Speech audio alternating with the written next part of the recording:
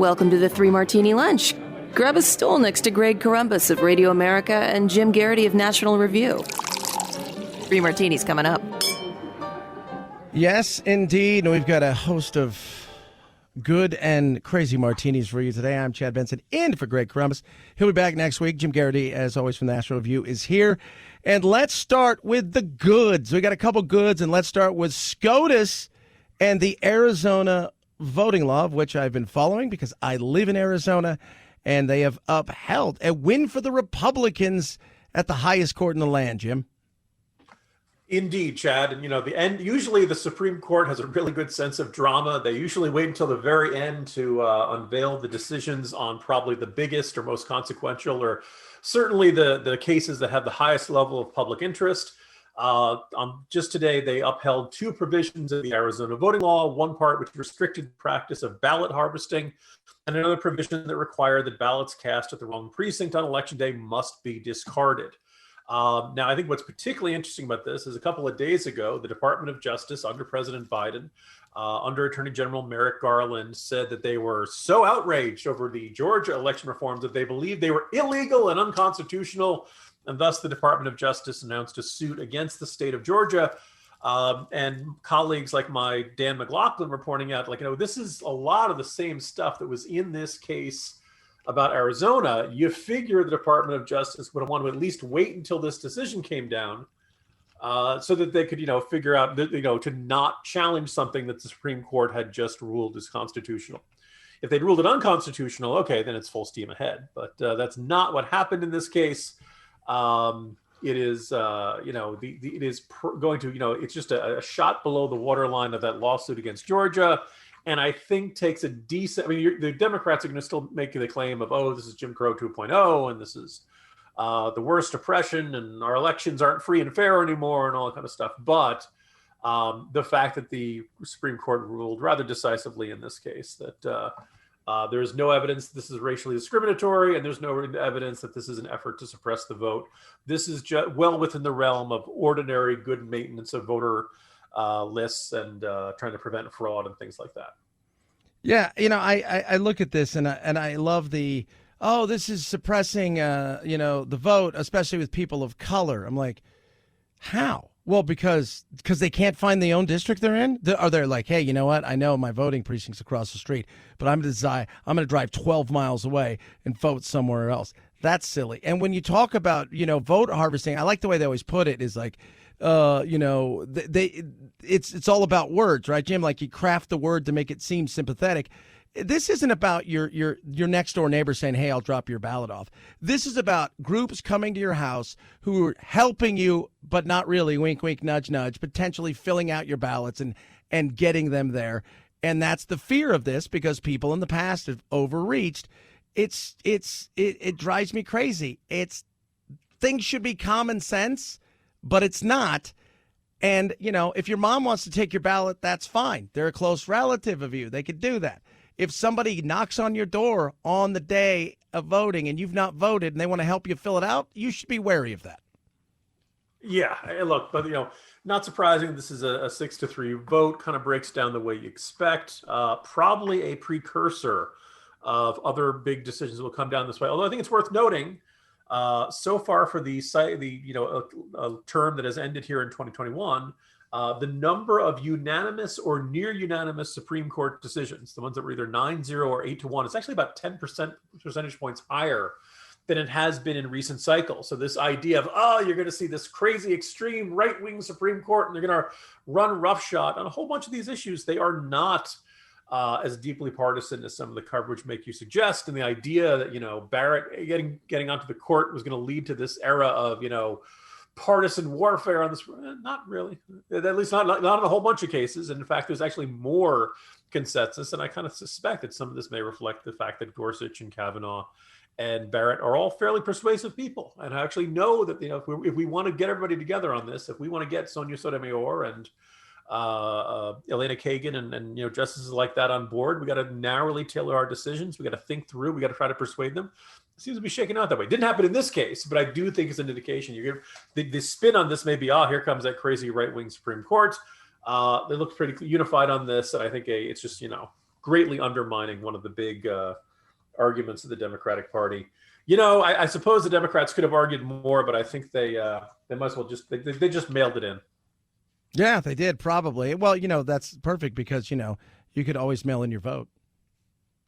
There we go. Actually, yeah, voting by mail. That's an even better transition I should have thought of. You see, this summer is showing welcoming signs of a more normal life ahead. And finally, you can get back to enjoying life's little pleasures, smiling at your neighbor, seeing a movie, and hey, now you can go back to the post office. All right, some parts of normal life aren't so great, but with stamps.com, you can skip trips to the post office and save on postage. Mail and ship anytime, anywhere, right from your computer. You can send letters, ship packages, and you can pay less, in some cases, a lot less, with discounted rates from the U.S. Postal Service and UPS. Stamps.com saves businesses thousands of dollars and tons of money every year. Stamps.com brings the same U.S. Postal and UPS shipping services right to your computer, which is amazing. They make it easy for small business to mail and ship without needing to take a trip to the post office. You print official U.S. postage and shipping labels 24/7 without having to leave your desk or buy any fancy equipment. All you need is your computer, standard printer. Once your mail is ready, you just schedule a pickup or drop it off. It's that simple. Over 1 million small business owners like you are saving time and money. They offer deals that you can't get anywhere else, like up to 40% off USPS and up to 66% off UPS shipping rates. And with their switch and save feature, you can quickly compare carriers and find the best rate every time. Stop wasting time going to the post office and go to stamps.com instead. There's no risk. And with the promo code 3Martini, THREEMARTINI, you get a special offer that includes a 4-week trial plus free postage and a digital scale and no long-term commitments or contracts. Just go to stamps.com, click on the microphone at the top of the homepage and type in 3Martini. That's stamps.com, promo code 3Martini. Stamps.com, never go to the post office again. Right. Chad, usually we go good, bad, and crazy martini, but we're heading towards 4th of July weekend. I'm in a good mood. I'm like, you know what? Sometimes you get more than one good martini, and we actually have 2 today. Yeah. And also another one of those situations where SCOTUS has delivered, and this one had to do with another case in California because, people want to find out who's donating money where because, it's just because we think we should know. Settle down there. I think we know why people want to know who's putting money where. Yeah, so this is a case I actually had to, following for on and off. It's been going on for more than a decade. California for many years, they had a rule in which you are a nonprofit, you had to disclose your donors, but they really started enforcing it in 2010. We should note who was elected California State Attorney General in 2010. That was Kamala Harris.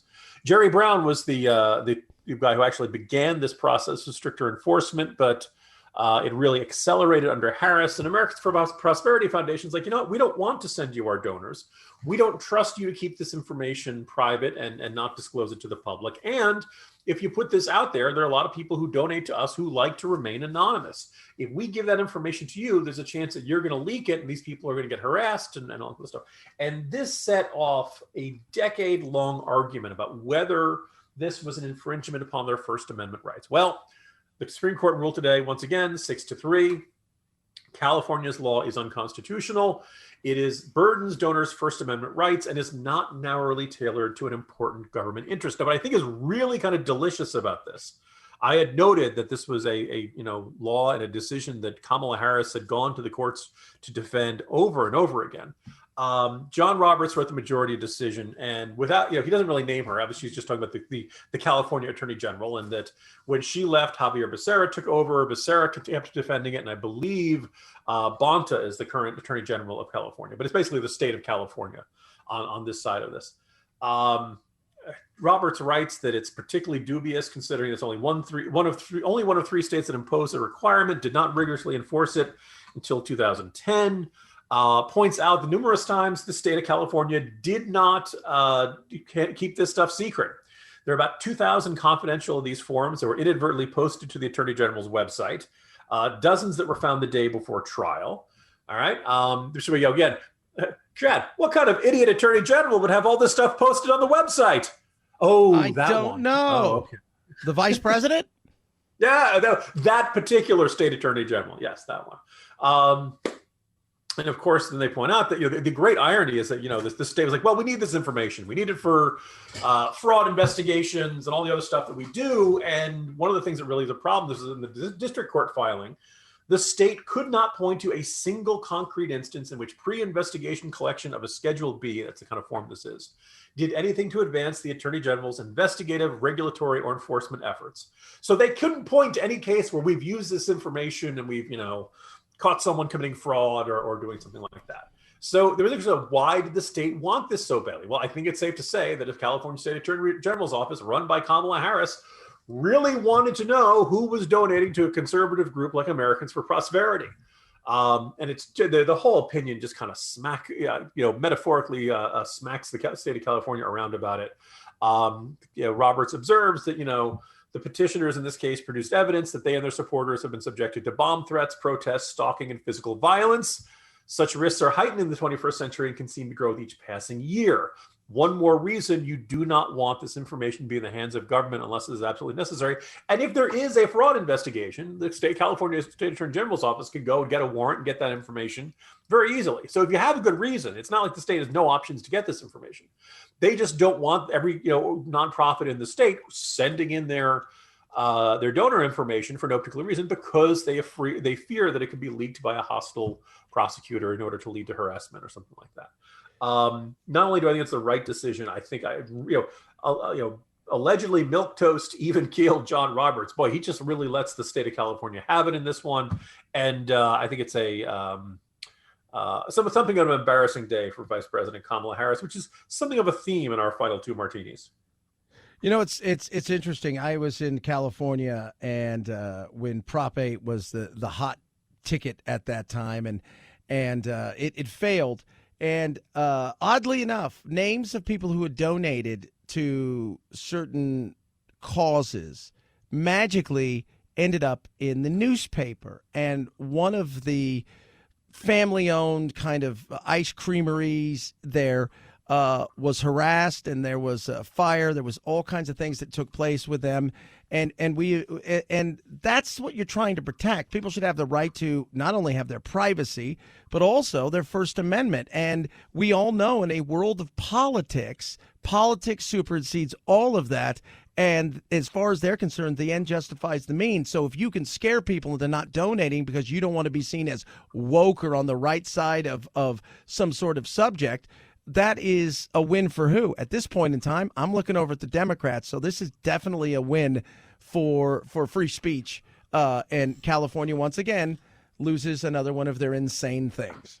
Yeah, and let's make a clarification here, Chad. This is not for political campaigns. If you donate to a political campaign, all of that information is required to be disclosed to the Federal Election Commission. Just none of that changes. This is all for nonprofit organizations, which are not supposed to be in the business of endorsing candidates or specifically supporting candidates for office or something. They can be active in political causes. They can stand up for what they think is right, support policies they think are good, but they should not be saying, go out and elect this person. Otherwise, they may risk their nonprofit status. And I've always been someone, look, as someone who works as a reporter, I generally support as much disclosure of government information as possible. Corporations have to file certain information with the Securities and Exchange Commission and things like that. But private organizations and charities, I don't know if I want people having to disclose everything, particularly who's involved, just because we are in this culture where if you donate to a political cause, there's a chance you're going to get a target on your back. Sometimes metaphorically, sometimes literally. And it's just one of those things where, not quite literally, but, you're not paying. It's not that bummer of a birthmark Hal cartoon from the Far Side. But, if you donate to a political cause, some people will decide they hate you because of it and perhaps target you for retaliation. I wish we didn't live in a country like this. I wish we didn't live in a culture like this. If we did, we could disclose anything. Be like, oh, that person donated to a cause I don't agree with. Well, I'm not going to do anything to bother them. Unfortunately, we live in a world full of maniacs. And if people want to donate to a charity or a nonprofit and they want to keep it quiet, they have that right. And the state of California could only get that information if they've got a good reason. And this means all of these donors can sleep easy tonight. Yeah. And I meant that because they didn't donate to a political cause. They donated to a nonprofit that believed in marriage equality. Just like, was it last year, In-N-Out Burger, where they tried to cancel In-N-Out Burger because they had given to a couple nonprofits that were pro-life, and then they tried to cancel it. And even liberals are like, yeah, we're not canceling In-N-Out Burger. You guys try to cancel something else, but not In-N-Out Burger. It's insane, man. And I'm glad they finally got their comeuppance, because again, it's politics, and in politics, people do crazy stuff because they can sleep easy at night on anything, probably a bed of nails, and we don't want people to do that. We want them to sleep on better sheets. If you notice we're talking about sleep, it's because we're thinking about MyPillow. And did you know that MyPillow is about more than just a fantastic pillow? Now MyPillow has given the same attention that they've given to their pillows to the Giza Dream Sheets. And their current offer is that for a limited time, you can get 2 sets of the Giza Dream Sheets for one low price plus free shipping. Oh, yeah. So imagine this, sliding into the most comfortable sheets you're ever going to own, guaranteed. It is the world's best cotton. Now, this cotton is grown in a region between the Sahara Desert, the Mediterranean Sea, and the Nile River. It's long, staple cotton. It makes it ultra soft and breathable. It's just available in a variety of colors and sizes, machine washable. The beauty of that, if I've got a bunch of these sheets, is they don't shrink. They still fit after your first wash, which is very important. You get a 6-day money-back guarantee and a 1-year limited warranty. Just visit mypillow.com and use the promo code Martini at checkout. Or you can call 1-800-874-0104 for 2 sets of Giza Dream Sheets for just one low price plus free shipping. Again, that's 2 sets of Giza Dream Sheets for one low price plus free shipping with the promo code Martini at mypillow.com. Or just call 1-800-874-0104. Sleep better with mypillow.com. All right, so our second, Kamala Harris features in a lot of our martinis today. This one is crazy, and the rumblings are coming out. Apparently, it's not just Trump that has some dysfunction and craziness in the governing of the country. Apparently, working for Kamala Harris isn't the easiest thing to do. No, it's not. And so Politico has this big, long, in-depth expose. I'll just summarize it in one paragraph. Quote, in interviews, 22 current and former vice presidential aides, administration officials, and associates of Harris and Biden describe a tense and at times dour office atmosphere. Aides and allies said Flournoy, who is the chief of staff, Tina Flournoy of the vice president, in an apparent effort to protect Harris, has instead created an insular environment where ideas are ignored or met with harsh dismissals and decisions are dragged out. Often, they said, she refuses to take responsibility for delicate issues and blames staffers for the negative results that ensue. Now, here's the thing. There are a couple of things that jump out about this article. First of all, there are enough sources in it where you can start saying, okay, this is not just 1 or 2 disgruntled staffers or somebody feels like their idea was shot down too quickly or something like that. Clearly, this is something a little bit more systemic. Second thing is this story doesn't appear in Politico unless there are other people in the Biden administration who wanted to talk about it, who I don't necessarily leaked it per se or pitched it, but who basically were willing to talk to a reporter and say, yeah, there's a really dysfunctional atmosphere over there in the vice president's office. We don't know what the heck they're doing. So it's a very curious question about who's got their knives out for Harris and her staffers right now. And then kind of the third aspect is, if you remember, go back to New York Times right before Harris actually left the race, did this similar long and detailed article about the dysfunction on the Kamala Harris presidential campaign. Now, you notice the same problems starting to come up over again, the same sense of, look, is part of this, is Tina Flournoy, Harris's chief of staff, a real pain in the neck? Maybe, maybe. I'm sure if you're chief of staff, then the atmosphere and mood and morale and all that stuff, yeah, that's some of that's on her, but I can't help to notice, Flournoy just started working for Harris this year. And it's the same problem we saw in the presidential campaign. And it sounds like some of these problems are also in Kamala Harris's Senate office. Well, if you keep seeing the same problems in place after place with different people in it, and it's always the same person at the top, then maybe it isn't just a couple of bad apples or they're hiring bad staffers. It may reflect the person at the top who's supposed to be running these things. So fascinating. I think that this is a really unsavory portrait of working for Kamala Harris. I don't know if people thought it was really great to work for Kamala Harris, but I think this is worse than people might have expected in a high pressure environment. And I think it's safe to say the results are sort of speaking for themselves. It's not like people thought, oh, they really seem like they were a well-oiled machine over there. But the other thing that I think is I see this as a signal that there are certain folks in the Biden administration who look at Harris's operation and say, those guys are not ready for prime time, and they're going to cause us real headaches if they don't get their act together really soon. Yeah, absolutely. And, people are going to say, well, would you say this about a man? Of course, it's been said about a man all the time. One person said people are thrown under the bus from the very top. There are short fuses, it's an abusive environment. Another person said it's not a healthy environment and people often feel mistreated. It's not a place where people feel supported, but a place where people feel they're being treated like blank. And I'll say this, I think sometimes people go into certain things. She probably is, for lack of a better term, a ball buster because she didn't get to where she got to by standing still. She pushes forward. And I think sometimes they think, well, I'm working for a woman, so this will be easier because maybe I'm a woman. And no, I think her whole thing is she probably demands a lot. And Jim, you know this, it's a day and age of sometimes the younger generation, they think everything is an attack. And it maybe not be, but I do think, in this day and age, you got to treat everybody in a much different way than you did 20 or 30 years ago. And so she sounds like she's got some dysfunction there, and she probably has one or two people she can count on, and the rest of them, she'll throw them under that bus. Yeah, look, it is conceived. This is, not the response you people may have expected tuning into the Three Martini podcast, but it is possible that a lot of this is on those staffers and that they walked into this job not really understanding how challenging it can be, the intensity of the glare of the spotlight and things like that. When Harris botches an interview, you do raise the question about, was she properly briefed? Was she up to speed? Was she prepared for that? How well is she being served by the people around her? On the other hand, she is the person who goes out there and has to give those interviews and has to, give those answers and things like that.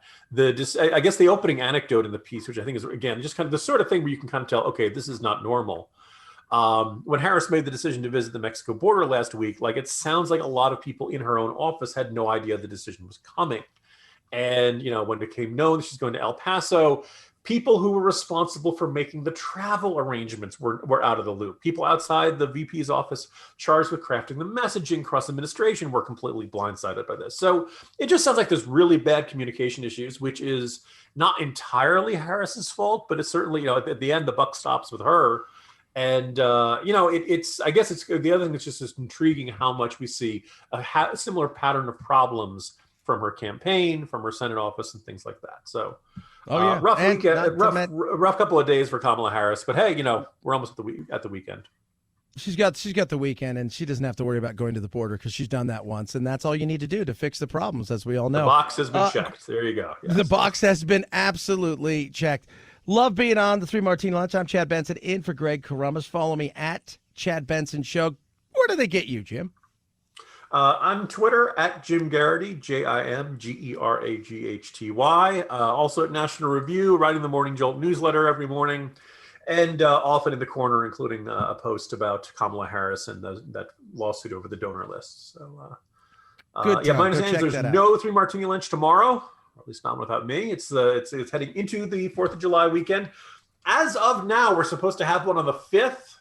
You may want to tune in with great excitement to see if we actually do it or whether we realize the Monday after 4th of July is not a great time to do a show. We'll see. It's suspense and it's drama. Chad, always a joy to have you here sitting in for Greg. And for listeners, we'll be back at some point early next week. You'll just have to stay tuned and see when. And don't blow your fingers off this weekend. Be safe. Hi, it's Dana Lash, host of The Dana Show. Every day, I'm here to keep you up to speed on the most important stories and info that you need to know in your very busy life. And if you're always on the go and you want to stay connected, just download our daily podcast and take it with you. It's a great way to get up to speed on what you need to know and what legacy media may not be telling you. Visit danaradio.com and click on the podcast link or subscribe at iTunes, Spotify, or wherever you get your favorite podcasts.